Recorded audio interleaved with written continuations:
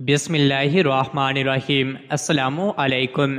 روزانہ واقعات سننے کے لیے اس چینل کو سبسکرائب کریں۔ حضرت ابو رافع رحمۃ اللہ علیہ بیان کرتے ہیں کہ حضرت عمر بن خطاب رضی اللہ عنہ نے ملک روم کی طرف ایک لشکر بھیجا جس میں حضور صلی اللہ علیہ وسلم کے صحابہ میں سے عبداللہ بن حذافہ رضی اللہ عنہ نامی ایک صحابی بھی تھے۔ ان کو رومیوں نے گرفتار کر لیا اور پھر ان کو اپنے بادشاہ کے پاس لے گئے جس کا لقب طاغیہ تھا، اور اسے بتایا کہ یہ محمد کے صحابہ میں سے ہے۔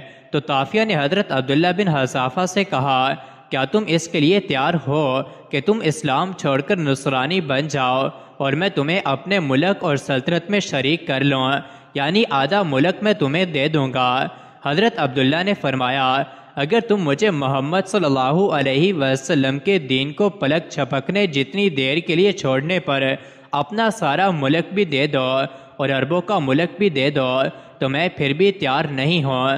تو اس پر طاغیہ نے کہا، پھر تو میں تمہیں قتل کر دوں گا۔ انہوں نے کہا، تم جو چاہے کرو۔ چنانچہ اس کے حکم دینے پر ان کو سولی پر لٹکا دیا گیا۔ اس نے تیر اندازوں سے کہا کہ اس طرح تیر ان پر چلاؤ کہ ان کے ہاتھوں اور پیروں کے پاس سے تیر گزریں جس سے یہ مرنے نہ پائے اور خوفزدہ ہو جائے۔ چنانچہ انہوں نے ایسا ہی کیا۔ اب بادشاہ نے ان پر عیسائیت کو پھر پیش کیا لیکن یہ انکار کرتے رہے۔ پھر اس کے حکم دینے پر ان کو سولی سے اتارا گیا۔ پھر اس بادشاہ نے ایک دیگ منگوائی جس میں پانی ڈال کر اس کے نیچے آگ جلائی اور وہ پانی گرم ہو کر کھولنے لگا۔ پھر اس نے 2 مسلمان قیدی بلوائے اور ان میں سے ایک مسلمان کو زندہ ہی اس کھولتی ہوئی دیگ میں ڈال دیا گیا۔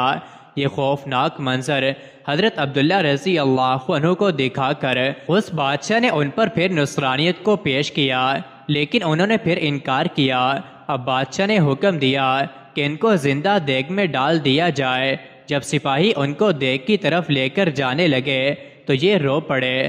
بادشاہ کو بتایا گیا کہ اب تو وہ رو پڑے ہیں۔ وہ سمجھا کہ اب یہ موت سے گھبرا گئے ہیں۔ چنانچہ اس نے کہا، انہیں میرے پاس واپس لاؤ۔ چنانچہ وہ واپس لایا گیا۔ اب بادشاہ نے پھر ان پر نصرانیت کو پیش کیا۔ انہوں نے پھر انکار کیا۔ اس پر بادشاہ نے کہا کہ اچھا تم کیوں روئے تھے؟ انہوں نے فرمایا، میں اس لیے رویا تھا کہ میں نے اپنے دل میں کہا کہ تجھے اب اس دیگ میں ڈالا جائے گا اور تو ختم ہو جائے گا۔ میں تو یہ چاہتا ہوں کہ میرے جسم پر جتنے بال ہیں اتنی میرے پاس جانیں ہوں اور ہر جان کو اللہ کے دین کی وجہ سے اس دیگ میں ڈالا جائے۔ میں تو اس وجہ سے رو رہا تھا کہ میرے پاس بس ایک ہی جان ہے۔ اس طاغیہ بادشاہ نے ان کے اس جواب سے متاثر ہو کر کہا، کیا یہ ہو سکتا ہے؟ تم میرے سر کا بوسہ لے لو اور میں تمہیں چھوڑ دوں۔ تو حضرت عبداللہ رضی اللہ عنہ نے اس سے کہا کہ میرے ساتھ باقی تمام مسلمان قیدیوں کو بھی چھوڑ دو گے؟ بادشاہ نے کہا، ہاں، باقی تمام مسلمان قیدیوں کو بھی چھوڑ دوں گا۔ حضرت عبداللہ رضی اللہ عنہ فرماتے ہیں کہ میں نے اپنے دل میں کہا، یہ اللہ کے دشمنوں میں سے ایک دشمن ہے، میں اس کے سر کا بوسہ لوں گا، یہ مجھے اور تمام مسلمان قیدیوں کو چھوڑ دے گا، اس سے تو سارے مسلمانوں کو فائدہ ہو جائے گا۔ میرا دل تو اس کام کو نہیں چاہ رہا ہے لیکن میں مسلمانوں کے فائدے کے لیے کر لیتا ہوں، چلو اس میں کوئی حرج نہیں ہے۔ چنانچہ بادشاہ کے قریب جا کر انہوں نے اس کے سر کا بوسہ لیا۔ بادشاہ نے سارے قیدی ان کے حوالے کر دیے۔ یہ ان سب کو لے کر حضرت عمر رضی اللہ عنہ کی خدمت میں حاضر ہوئے اور حضرت عمر رضی اللہ عنہ کو سارے حالات بتائے۔ تو حضرت عمر رضی اللہ عنہ نے فرمایا کہ ہر مسلمان پر لازم ہے کہ وہ عبداللہ بن حذافہ رضی اللہ عنہ کے سر کا بوسہ لے، اور سب سے پہلے میں لیتا ہوں۔